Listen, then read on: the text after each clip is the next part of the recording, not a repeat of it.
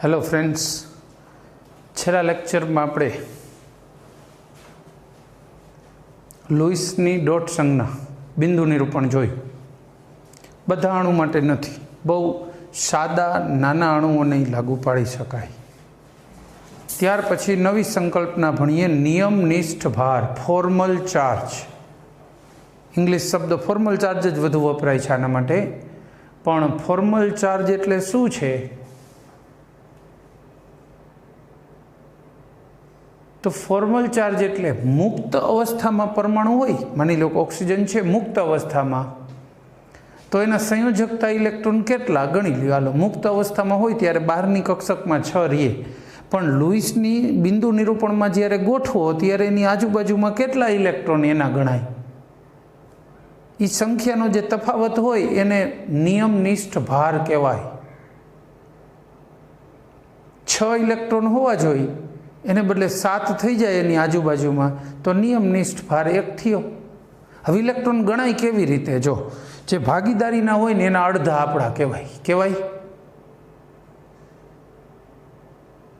ऑक्सीजननी आवी रीते भागीदारी होय O अने C, तो आ 4 मांथी ऑक्सीजनना तो 2 ज गणाय ने, अने आवा जे अबंधकारक पड्या होय एनी पासे लोन पेर, ई तो पर्सनल गणाय।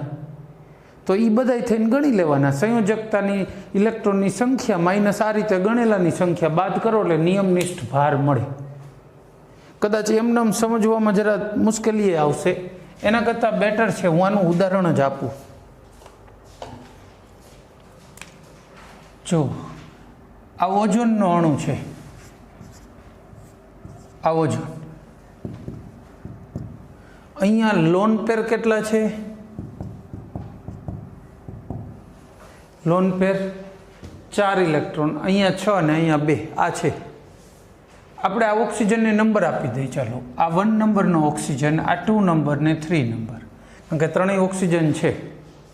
आपणे पहला नंबर ना फर्स्ट ऑक्सीजन नो नियमनिष्ठ भार आपणे शोधवो छे। पहला ऑक्सीजन नो नियमनिष्ठ भार केटलो?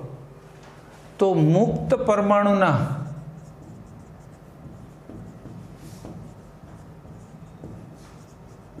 संयोजकता इलेक्ट्रॉननी संख्या। मुक्त होय त्यारे एनी बहारनी कोष में केटला इलेक्ट्रॉन छे, माइनस अबंधकारक इलेक्ट्रॉननी कुल संख्या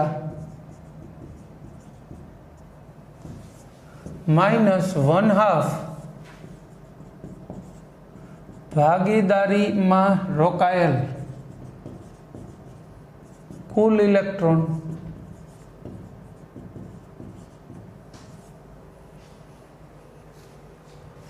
एमनेम न समझाय। हवे जोता जईए। परमाणु कयो छे?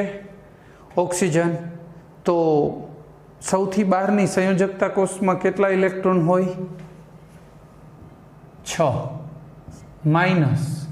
हालो अबंधकारक इलेक्ट्रॉन आपणे 1 नंबर में बात करी छे, 1 जोड़ी अबंधकारक छे, एटले केटला थया?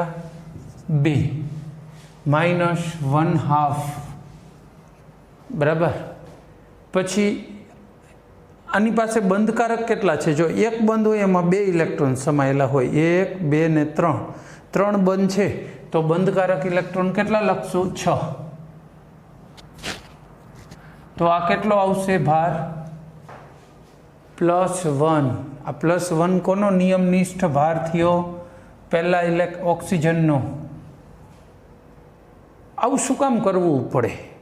आवो नियमनिष्ठ भार जाणवाथी फायदो शुं एनी वात पण करीशुं। नंबर 1, जो अष्टकनो नियम एना आधारे डॉट संज्ञाओ ने बधुं आप्युं, पण ए अणुओनो आकार समजाववामां काम लागे नहीं।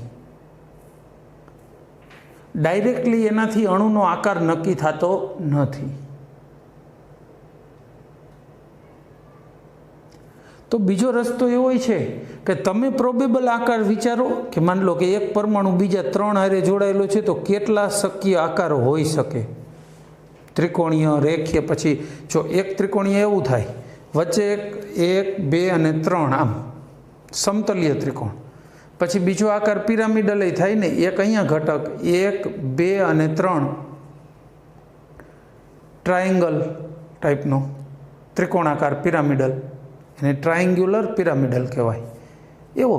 તો એ કયો આકાર હશે એ જાણવામાં જો આમાંથી કોઈક મદદ મળે તો એના માટે આ શોધ્યું, આમાંથી મળે છે મદદ.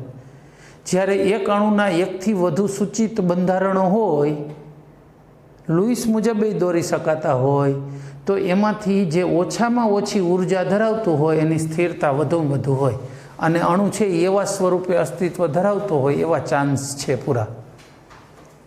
તો એ ઓછામાં ઓછી ઉર્જા ધરાવતો કયું ઘટક ગણવું, કઈ રચના ઓછામાં ઓછી ઉર્જા ધરાવે? તો કે નિયમનિષ્ઠ ભાર શોધો બધાય પરમાણુના. આ અણુમાં જેટલા પરમાણુ સંકળાયેલા હોય ને એના નિયમનિષ્ઠ ભાર શોધો. જે રચનામાં ઓછામાં ઓછો નિયમનિષ્ઠ ભાર મળતો હોય એ રચના સૌથી સ્થાયી ગણાય અને પરમાણુ એવા આકારમાં અસ્તિત્વ ધરાવે છે એવું માની શકાય, ઉપયોગી થાય. જો ડાયરેક્ટલી તો આપણને લુઈસની બિંદુ નિરૂપણ રચના બહુ ઉપયોગી ન થાય આકાર જાણવામાં, પણ ઇનડાયરેક્ટલી માની લો કે તમારી પાસે ચોઈસ હોય કે ભાઈ આ 3 આકારો શક્ય છે, એમાંથી કયો આકાર હશે, તો તમે સપોર્ટ લઈ શકો. ઘણા ટેસ્ટિંગ કેવા હોય કે સ્વતંત્ર રીતે ન ચાલે, પણ તમે જો બીજી ટેસ્ટ કરીને જાણી લેતા હોય તો તમને એ કન્ફર્મ કરવા માટે કામ લાગે. બરાબર, એ સ્વતંત્ર ટેસ્ટ નથી પણ કન્ફર્મેશન છે, કન્ફર્મ કરાવે કે ના તો બરાબર છે.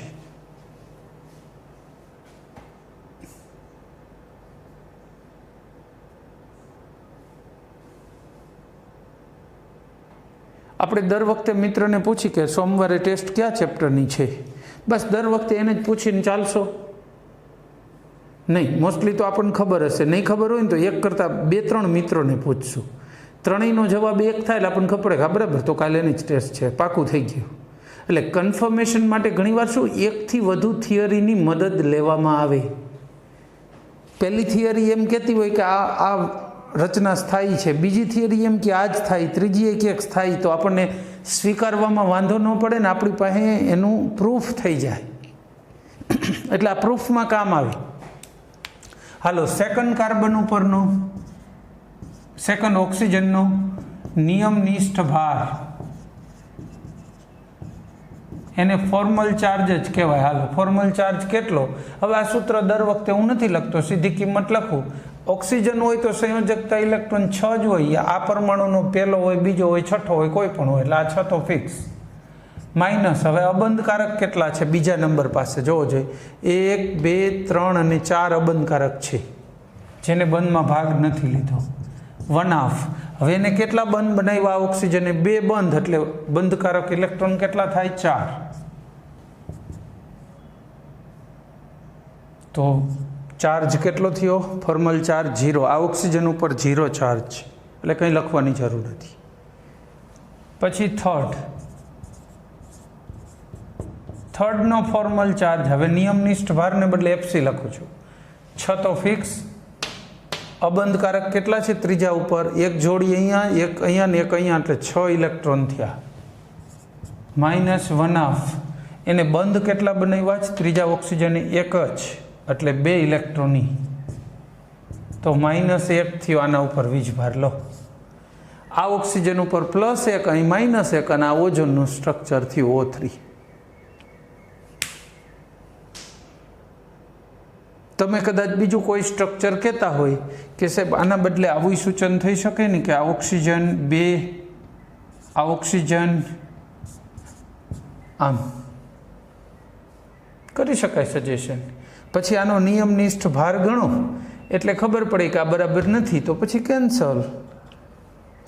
અને નિયમનિષ્ઠ ભાર ફોર્મલ ચાર્જ ગણવાથી 100% ગેરંટેડ માહિતી મળી જાય છે એવું નથી, પણ કન્ફ્યુઝન દૂર કરવા માટે ઓપ્શન મળે છે કે ભાઈ આ રચનાઓમાંથી આ અશક્યતા આની છે કે આ રચના સાચી હોય. ઘણીવાર શું એક જ અણુની એકથી વધુ રચનાઓ સજેસ્ટ કરવામાં આવી હોય, અણુ જ્યારે શોધ્યો હોય ને ત્યારે. તમને એવું એક ઉદાહરણ એમને આપું લો, 6 કાર્બનનું ચક્ર બન્યું, એ ચક્રની રચનાઓ જોઈજો। એક રચના આવી સજેસ્ટ કરવામાં આવી 6 કાર્બનની, બીજી રચના આને બોટ ફોર્મ કહેવાય, boat sorry chair form, chair ખુરશી, આમથી જો અહીંયાથી આમ આરામથી બેસી શકાય એવી ખુરશી થઈ ગઈ,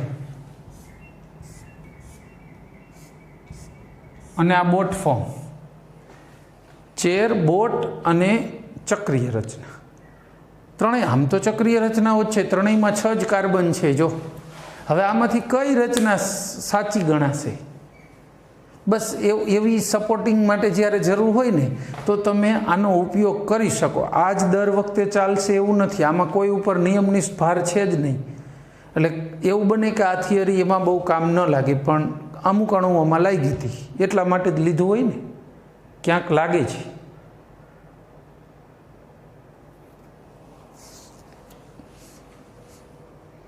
અહીંયા છે ને નિયમનિષ્ઠ ભાર ગણીએ ને એટલે એક વસ્તુ છે, ભાગીદારી શુદ્ધ રીતે કેટલા પરમાણુની છે ને એની ખબર પડે કે શુદ્ધ ભાગીદારી કેટલા પરમાણુની છે કે થઈ શકે, એટલે ભાગીદારી ગણવામાં કામ આવે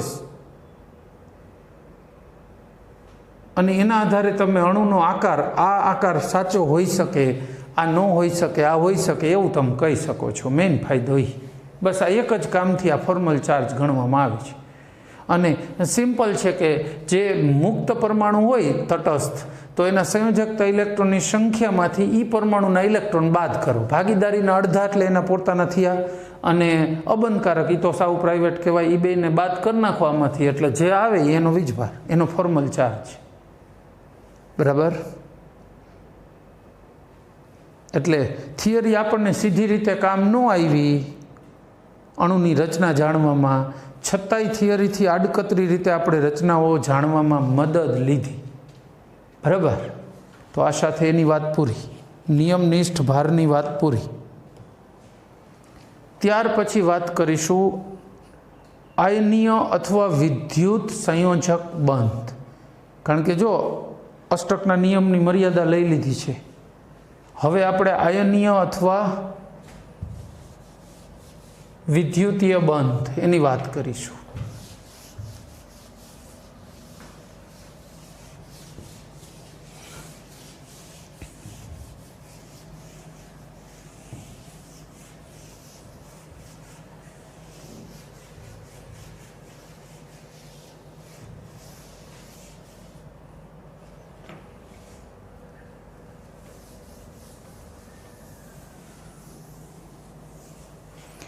આયનીય સંયોજન બનવાનો આધાર, આયનીય સંયોજનો બનવાનો આધાર 2 બાબતો ઉપર છે। બાબત નંબર 1, તટસ્થ પરમાણુમાંથી ધન અથવા ઋણ આયન બનવાની સંભાવના, શક્યતા। તટસ્થ પરમાણુમાંથી ધન અથવા ઋણ આયન બનવાની સરળતા, જેમ સરળતા ઝાઝી હોય એમ સરળતાથી ધન ને ઋણ આયન બને। અને બાબત નંબર 2, ધન અને ઋણ આયનોની ગોઠવણી એટલે કે સ્ફટિક રચના, કારણ કે અમુક રચનાઓ થાય તો વધુ ઉર્જા છૂટી પડે, અમુક રચનાઓમાં બહુ ઓછી ઉર્જા છૂટી પડે, તો એ ફેક્ટર્સ ધ્યાનમાં લેવા પડે। આપણે એક NaClનો કેસ ધ્યાનમાં લઈશું, પણ પહેલાં વાત કરી, માની લો કે કોઈ મેટલ છે, ગેસ, એમાંથી પ્લસ એટલે વીજભાર ધન બનાવ્યું, ધન આયન, અને ઇલેક્ટ્રોન છૂટો પાડ્યો। આ જે ઉર્જા આના માટે આપવી પડે એને ડેલ્ટા IH આયોનાઇઝેશન એન્થાલ્પી કહેવાય, એ લખી શકાય, જેની કિંમત હંમેશા કેવી રહેશે? ધન। એટલે તમારે આપવી પડે, કારણ કે જો ઇલેક્ટ્રોન આની હારે બંધિત છે તો એને ખેંચીને તો રાખ્યો તો જ છે ને, જો એને ઉર્જા ન વાપરી હોત, ખેંચીને ન રાખ્યો તો એ ક્યારનો છૂટી ગયો હોત। એટલે પકડેલો ઇલેક્ટ્રોન છે તમારે દૂર કરવાનો છે તો ઉર્જા તો હંમેશા આપવી જ પડશે, બરાબર। આની વ્યાખ્યા એમ કહેવાય, વાયુરૂપ તટસ્થ પરમાણુમાંથી એક ઇલેક્ટ્રોન દૂર કરવા માટે આપવી પડતી ઉર્જાને શું કહેવાય? આયનીકરણ એન્થાલ્પી કહેવાય, જેની કિંમત કિલો જૂલ પર મોલમાં મપાય છે। સામાન્ય રીતે આપણે એકમ કયો વાપરીશું અહીંયા? કિલો જૂલ પર મોલ, बराबर। त्यार पछी बात करिए एक्स गैस वायुरूप तटस्थ परमाणु एक इलेक्ट्रॉन स्वीकारी अने ऋण आयन बने त्यारे जे ऊर्जानो फेरफार थाय एने डेल्टा EGH कहेवाय, इलेक्ट्रॉन गेइनिंग एंथाल्पी। गेइन करवुं एटले मेळववुं। ए धन पण होई शके अथवा शुं होई शके, ऋण पण होई शके। आ मात्र पॉजिटिव ज होय, पण आ पॉजिटिव अने नेगेटिव बंने होय। 18मा समूह माटे पॉजिटिव हती, बाकीना माटे नेगेटिव हती, खबर होय तो। एकवार धन अने ऋण आयन बनी गया M प्लस गैस वत्ता X माइनस गैस, आमांथी MX सॉलिड बने, स्फटिक रचना थाय। बराबर छे। आने शुं कहेवाय? स्फटिक रचना थई। तो अहींया जे एंथाल्पी होय LATTICE लेटाइस एंथाल्पी कहेवाय। लेटिस एंथाल्पी मोटा भागे पॉजिटिव ज होय, सॉरी नेगेटिव ज होय। शुं काम? एटली ऊर्जा छूटी पड़े तो ज आ स्थायी रीते बने ने। नेट ऊर्जानो फेरफार शुं थवो जोईए? छूटी पड़वी जोईए। टूंकमां ऊर्जा घटे तो स्थिरता मळे अने आवो अणुनी बनावट शक्य बने। जो तमे वधु ऊर्जावाळो अणु बनावशो तो टूंक समयमां तूटी जशे। बराबर। एटले मोटा भागना अणुओ माटे लेटिस एंथाल्पी केवी होय छे? मोटा भागे नेगेटिव ज होय।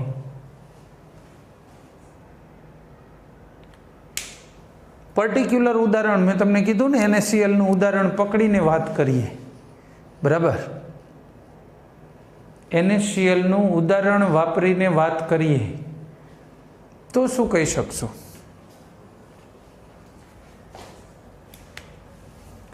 Na प्लस Na गैस एमांथी Na प्लस गैस वायुरूप तटस्थ परमाणुमांथी इलेक्ट्रॉन दूर थयो।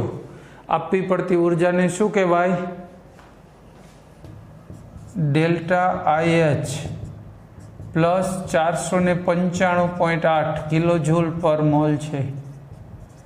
आ ऊर्जा केटली छे? 495.8 किलो जूल पर मोल। चालो त्यार पछी Cl गैस इलेक्ट्रॉन मेळवे, Cl गैस माइनस बने तो जे ऊर्जा फेरफार छे एने शुं कहीशुं? Delta EG electron gaining enthalpy केटली होय छे? माइनस 348.7 किलो जूल पर मोल।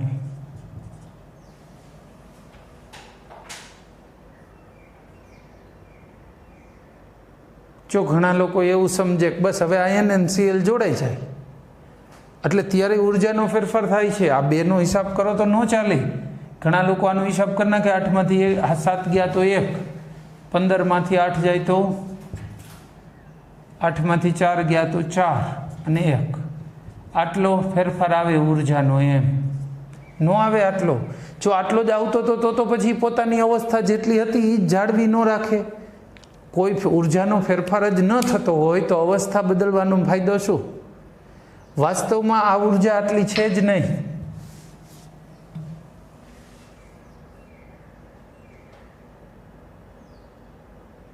वास्तव में आ ऊर्जा आटली नहीं तो केटली छे? हजी Na plus gas Cl minus gas NaCl solid delta lattice enthalpy -788 kilojoule per mole आटली छे।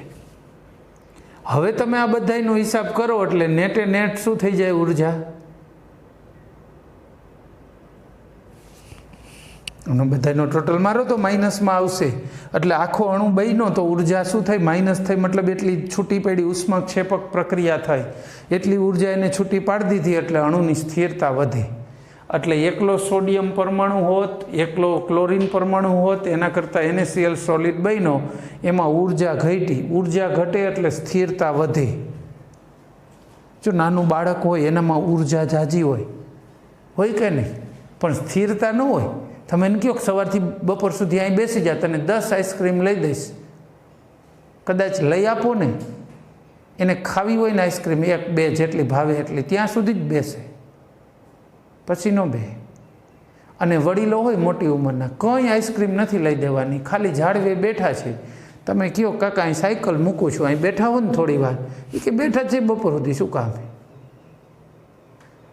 બાળકો નવરા થશે, સંતા કુકડી રમશે, દોડાદોડી કરશે, અને વડીલો નવરા હશે સંતા કુકડી રમે જ જોયા? કાલો નવરા બેઠા જ બગીચામાં બેસવાને બદલે રમશે ના. કામ હશે તો કામ કરશે અથવા બેસશે, આરામ કરશે. ઉર્જા ઘટી ને એટલે સ્થિરતા વધી, અને બાળકમાં ઉર્જા જાજી હતી એટલે સ્થિરતા કેવી હોય? ઓછી. અહીંયા ઉર્જા ઘટી, નેટ ઉર્જાનો નેટ હિસાબ કરીએ એટલે ઉર્જા શું થાય? ઘટે ને. ઉર્જા ઘટે ને એટલે જ સ્થિરતા વધે. એટલે તો આ સ્વરૂપે અસ્તિત્વ ધરાવે NaCl. NaCl સ્ફટિકનો આકાર મેં તમને કદાચ દોરી દીધો તો અગાઉ, હમણાં દોરીએ જોઈ, પણ પહેલાં થોડીક ચર્ચા પૂરી કરી લઈ. સામાન્ય રીતે ધન આયનો શેમાંથી બને છે? ધાતુઓમાંથી. જો ધાતુઓની ઇલેક્ટ્રોન આપવાની વૃત્તિ હોય તો સરળતા શેમાં પડે? ધાતુમાંથી ધન આયન બનવામાં. એને આમે ઇલેક્ટ્રોન આપવો જ તો સહેલાઈથી આપી દેશે, થોડીક ઉર્જા આપો ત્યાં છોડી દે. અને ઋણ આયન શેમાંથી બને? અધાતુમાંથી. અધાતુ ઇલેક્ટ્રોન સ્વીકારે ને ઉર્જા છૂટી પાડે, બરાબર? તો અધાતુને ઇલેક્ટ્રોન સ્વીકારીને ઋણ બનવું છે, ધાતુને ધન બનવું છે. એટલે મોટા ભાગે આયનીય સંયોજનનું ધન આયન ધાતુ હોય ને ઋણ આયન અધાતુ હોય. એક જ અપવાદ છે આમાં, NH4+1.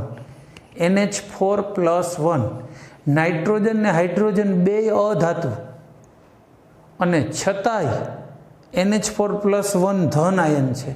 ઘણી જગ્યાએ જોવા મળે. એમોનિયમ નાઇટ્રેટ, એમોનિયમ ક્લોરાઇડ, એ એક અપવાદ છે, એને ભૂલી જાઓ. ધાતુઓ કઈ કઈ તો ખબર છે ને કે ભૂલી ગયા? આવર્ત કોષ્ટકની અંદર ધાતુઓ કઈ કઈ? ડી ને F વિભાગ આખા ધાતુ, S વિભાગ લિથિયમ બેરિલિયમ અર્ધ ધાતુ, બાકી બધાય તો ધાતુ જ. P વિભાગમાં આપણે વચ્ચે આમ સિરીઝ દોરી હતી સિલિકોન જર્મેનિયમ વાળી, એટલી અર્ધ ધાતુ, એની ઉપર અધાતુ, નીચે ધાતુ. એટલે ધાતુઓ તો આવર્ત કોષ્ટકમાં 78% વધુ નકરી ધાતુઓ જ છે. ધન આયનો બની શકે.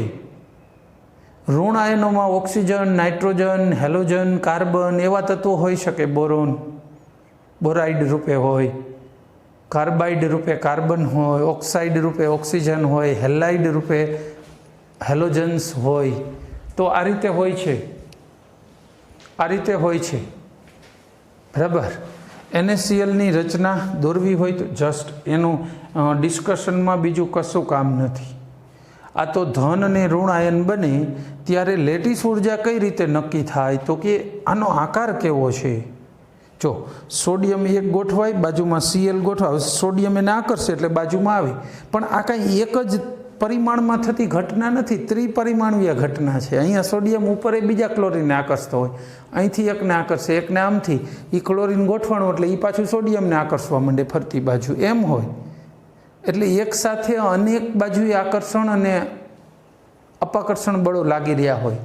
એક Cl આવ્યું એટલે બીજા Clને અપાકર્ષણ આપશે ને એને હશે તો આકર્ષે. એટલે આકર્ષણ અપાકર્ષણ બળોની બહુ સંયુક્ત અસર છે. બીજું, કેવા આકારનો સ્ફટિક રચાય છે? સોયાકાર રચાય છે, ચોરસ રચાય છે, એ મુજબ એ ઉર્જામાં વધઘટ થાય. એટલે આ સ્ફટિક રચના ઉર્જા છે ને, એ આ બધા પરિબળો, ધન અને ઋણ આયન ઉપરનો વીજભાર, એનું કદ, એ ગોઠવાય છે, એનાથી બનતો નવો કયો આકાર બનશે, એ બધા ઉપર આધારિત હોય છે.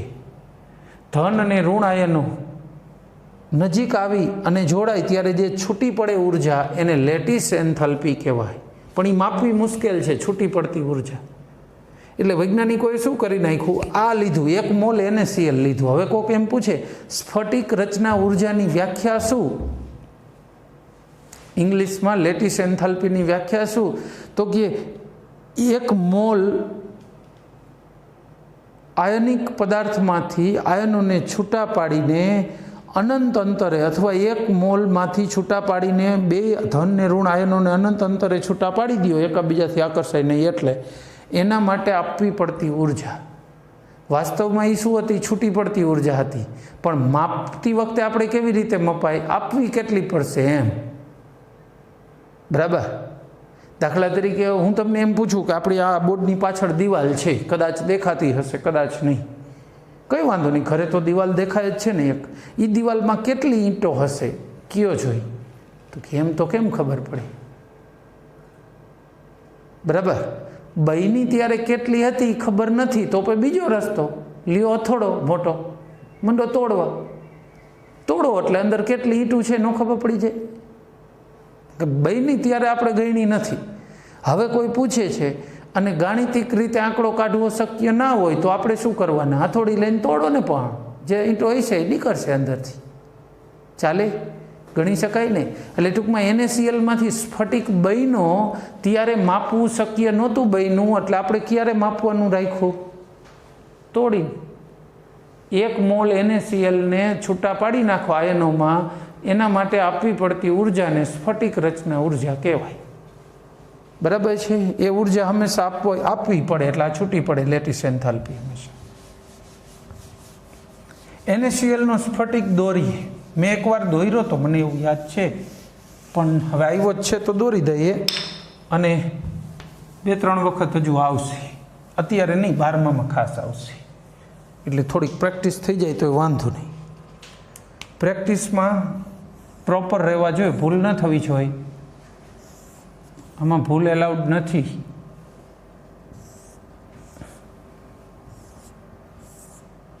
બરાબર. આ રીતે પહેલાં એક બોક્સ બનાવી લો, પછી અહીંથી અહીંયા વચ્ચે એક બોક્સ નિશાની કરી દો, અહીંયા કરી દો.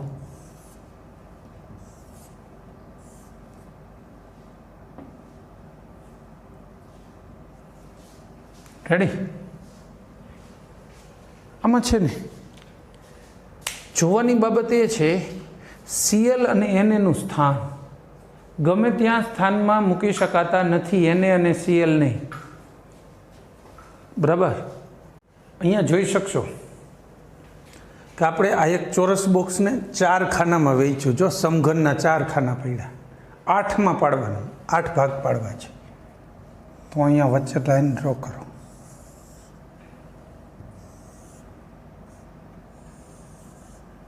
થઈ ગયા 8 ભાગ.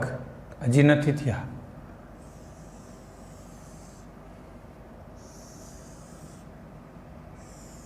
હવે 8 થઈ ગયા. જો રેડી?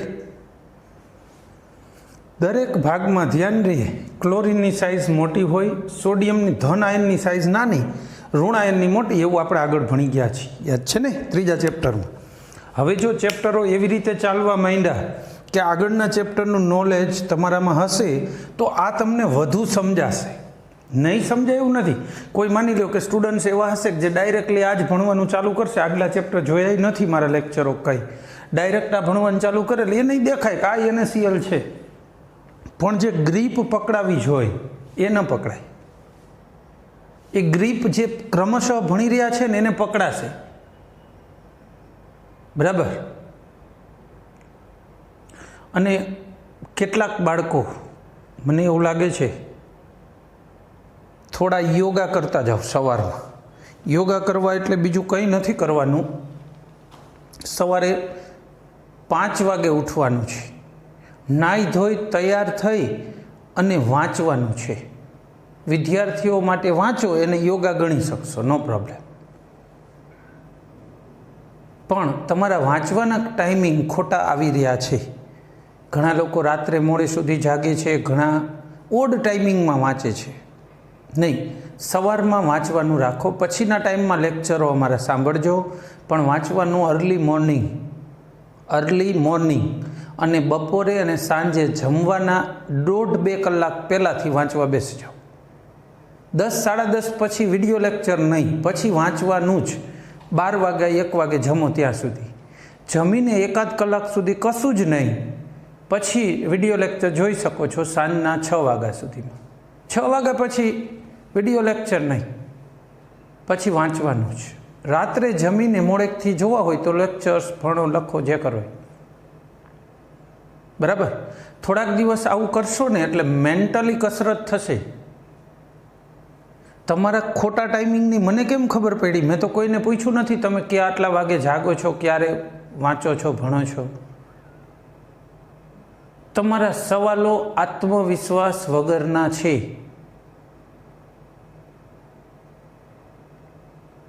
આપણે બીજા ચેપ્ટરમાં ઇલેક્ટ્રોન રચનાથી લીધું, અહીંથી લઈશું, બાકીનું પછી લઈશું ને આવું બધું મેં લેક્ચરમાં 2-3 વાર વાત કરી દીધી. ચાલુ કર્યું ત્યારે, પૂરું કર્યું ત્યારે કીધું કે ભાઈ આગળનો પોર્શન પછી વાત, અત્યારે આ પોર્શનની આપણે જરૂર છે આગળનું ભણવા માટે. તો હજી મને એવા સવાલો પૂછતા હોય છે વોટ્સએપમાં કોઈ ફોન કરીને કે સાહેબ બીજું ચેપ્ટર અધૂરું રહ્યું કે આખું પૂરું કરી નાખ્યું? બરાબર. કોઈ આપણી સાથે જમવા બેસે, અડધી રોટલી જમીન થોડીક નિરાત રાખે તો આપણે એમ કહેવાય કે જમવાનું પતી ગયું, બાકી છે. તો આપણને ન ખબર પડે કે અડધી જ રોટલી ખાધી હતી, હજી બાકી જ હોય. પણ એ તમારો ઓછો આત્મવિશ્વાસ બતાવે છે, બીજું કશું જ નથી. અને એનું રીઝન આવું શું કામ થાય છે બાળકોમાં? એ પ્રકાશીય પ્રદૂષણ સાથે જોડાયેલી ઘટના છે. મોડે સુધી વાંચવા જાગવાની ટેવ કાઢી નાખો. આપણને આપણી વાત ઉપર ભરોસો નથી, કન્ફર્મેશન જોઈ છે, એને મારી પાસેથી એવો જવાબ જોઈ છે કે ના બાકી હે હજી અડધું. તો તમને ચોપડીમાં ખબર નથી પડતી કે બાકી છે એમ જોઈને, ચોપડી જોઈને, ભણીને, લેક્ચર જોઈને તમને નથી લાગતું કે આમાં બીજું ચેપ્ટર અડધું બાકી કહેવાય? જો તમને નથી લાગતું ને એના માટે ટીચરને પૂછવું પડે. સવાલ આ નથી સમજાણું પૂછો તો એ કોઈ પ્રશ્ન નથી, પણ તમે સવાલ જ્યારે સમજાવવા ન સમજાવવાનું નથી, તમે કહી દો ને એમ તો બસ, ત્યારે તમારો કોન્ફિડન્સ લોસ દેખાડે છે. જો મા બાપે કોન્ફિડન્સ ખોવે છે ઘણીવાર. મા બાપ પણ બાળકને સમજાવીને ફોસલાવીને થાકી ગયા હોય ને ત્યારે આવીને શું કહે ખબર છે? સાહેબ હવે તમે આને કંઈક કહો, અમારું તો માનતો નથી. એને કોન્ફિડન્સ ખોઈ દીધો. એને તમને કંટ્રોલ કરવાનો કોન્ફિડન્સ ખોઈ દીધો છે મા બાપે. નકર એને આવું ન કહેવું પડે. હવે તમે પુખ્ત ઉંમરના થતા જાઓ છો, તમારા પોતાનામાં એક જાતનો કોન્ફિડન્સ ઊભો થવો જોઈશે. નહીતર તમે કાલ સવારે, હવે છેલ્લા 2 જ વર્ષ છે અહીંયા ભણો છો, સ્કૂલોમાં, કોલેજમાં જશો, બીજાના મજાકનું સાધન બની જશો. તમારામાં કોન્ફિડન્સ નહીં હોય તો. એટલે બેટર છે કે કોન્ફિડન્સ ક્રિએટ થાય. રાત્રે મોડે સુધી જાગવાની તમામ ટેવ બંધ કરી દો. વાંચતા હોય તો પણ નહીં. ફરજિયાતપણે રાત્રે બને એટલું વહેલું સૂઈ જવાનું છે. સવારે 5 વાગ્યા પહેલાં ઉઠવાનું જ નથી અને 6 વાગ્યાથી મોડું નથી ઉઠવાનું. રવિવાર હોય, બહાર ગામ 8 વાગે જવાનું હોય તો પણ આપણા નિત્યક્રમ પ્રમાણે 5 વાગે ઉઠી ગયા હોય, નાહી ધોઈને તૈયાર થઈ ગયા, પછી 6 વાગે તૈયાર થઈ ગયા હોય કે 5:45, તો પછી 8 વાગ્યા સુધી વાંચીશું, પછી બહારગામ જઈશું. બરાબર. નિર્લેપ ભાવ કેળવવો પડશે. ઘણા બાળકોમાં અમે જોઈ રહ્યા હોય છે કે બહારગામ જવાનું હોય, એના ઉત્સાહમાં આગળ તો એ વાંચે જ નહીં. બરાબર. એનો ઉત્સાહ એટલો બધો ભરાઈ જાય છે. નહીં, વિદ્યાર્થી અવસ્થામાં અન્ય બાબતોમાં આટલો બધો ઉત્સાહ પણ સારો નથી. અત્યારે આ કોરોનાની તકલીફમાં બહારગામ તો જવાનું છે નહીં ખાસ. તમારે કંઈ બહારગામ તો બીજું બહુ જવાનું છે નહીં, પણ છતાંય નાની મોટી બાબતોમાં ઉત્સાહ ભરાઈ જાય એ પણ સારું નથી. ઉત્સાહ ભણવાની બાબતમાં ભરાય તો સારી વાત છે, નો પ્રોબ્લેમ. એટલે બધા લોકોની વાંચવા માટેની મારી કોમન ઇન્સ્ટ્રક્શન શું છે? Don't read up to late night. Don't use any electronic gadgets at night. રાત્રે ઇલેક્ટ્રોનિક ગેજેટ્સ એટલે મૂળ તો તમે મોબાઈલ કે એવું જ વાપરવાના ને, ટીવી જોઈએ, મોબાઈલ વાપરીએ. ટીવીનો હજી તોય બહુ વાંધો નથી, કારણ કે એ બધા આખા ઘરને નડે એટલે પછી તો હોઈ જ જવાનું થાય. પણ ઘણીવાર મોબાઈલ લઈને એકલા મોડે સુધી મચડતા હોય. મોબાઈલમાંથી નીકળતો પ્રકાશ આપણી આંખોમાં જે પ્રવેશે છે એ માત્ર આંખોને ખરાબ નથી કરતો, દિમાગને પણ કરે છે. વિડીયો લેક્ચર જોવા માટે જ છે, જોઈ લીધો, વાત પૂરી થઈ ગઈ. જરૂર પડે ને બીજી વાર રિફર કરવું પડે એટલું કરી લો, પછી મોબાઈલને મૂકી દો, એમાં રમતા ન રહ્યો. અને કોન્ફિડન્સ લાવવા માટે મેં તમને કીધું છે અર્લી મોર્નિંગ ઉઠો, રાત્રે વહેલા સૂઈ જાઓ, કોન્ફિડન્સ આપોઆપ ક્લિયર થશે. ઘણાને એમ થાય ઊંઘને કોન્ફિડન્સ સાથે શું સંબંધ છે? આપણા આખા શરીરના ડેવલપમેન્ટને ઊંઘ સાથે સંબંધ છે. આખા શરીરના મગજથી માંડીને તમામ અવયવો. કોઈ બાળક નાનું હોય ને જન્મથી ઉજાગરા વધુને વધુ કરાવો, એના અવયવો અવિકસિત રહી જશે. ઊંઘને આખા શરીરના વિકાસ સાથે સંબંધ છે. એટલે બી કેરફુલ. અને ખાસ તો વાંચવામાં ને એમાં જોઈજો. હું NaClની જરા રચના આપી દઉં. જો અહીંયા હંમેશા છેડા ઉપર Cl આવશે.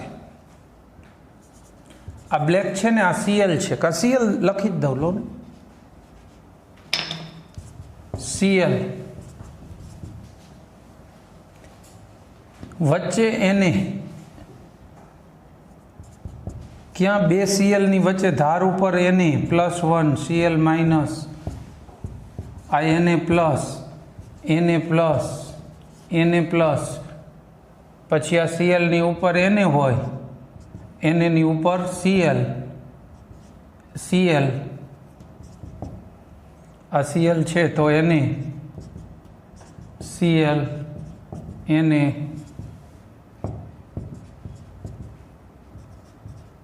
આ Na ની ઉપર શું આવશે? Cl, Cl, આ Cl અને આ Na. બરાબર. Na ની સાઇઝ નાની હશે, Cl ની મોટી હશે, પણ ગોઠવણી હંમેશા આ બધા જે કોર્નર છે, મેઇન કોર્નર્સ, એ બધા Clના જ હોવા જોઈશે. અત્યારે ખાલી એટલું ધ્યાન રાખો, આગળ જતાં એની ગણતરીને બધું સમજાવીશું. આખા સમગ્ર સ્ફટિકમાં 1 કરોડ સોડિયમ હોય તો 1 કરોડ જ Cl થાય. એટલે વીજભારની દ્રષ્ટિએ તટસ્થ થઈ જાય, સ્થિરતા મેક્સિમમ મળે. બરાબર છે. તો આ બાબત ક્લિયર. અને બીજું મેં તમને શું સમજાવ્યું? આના પછીનો ટોપિક એક નાનકડો લેટિસ એન્થાલ્પી સમજાવી. કોને કહેવાય? જ્યારે ધન અને ઋણ આયનો સ્ફટિકમય ગોઠવણી બનાવે ત્યારે છૂટી પડતી કુલ ઉર્જાને લેટિસ ઉર્જા કહેવાય. પણ માપવા માટે સરળતા ખાતર આપણે વ્યાખ્યાને ઊંધી કરી નાખી કે 1 મોલ સ્ફટિકમય પદાર્થમાંથી આયનોને સંપૂર્ણ રીતે દૂર કરવા માટે આપવી પડતી ઉર્જાને લેટિસ ઉર્જા કહીશું. બરાબર છે. અને અણુનો આકાર જેવો બનતો હોય, આકારને પણ લેટિસ ઉર્જા સાથે સંબંધ છે. અમુક આકાર થતો હોય તો લેટિસ ઉર્જામાં વધઘટી પ્રમાણે થઈ જાય. બરાબર. NaClની લેટિસ એન્થાલ્પી કેટલી છે? લેટિસ ઉર્જા -788 કિલો જૂલ પર મોલ છે. બસ એટલો ટોપિક આજે રાખીશું. Thank you. જય હિન્દ.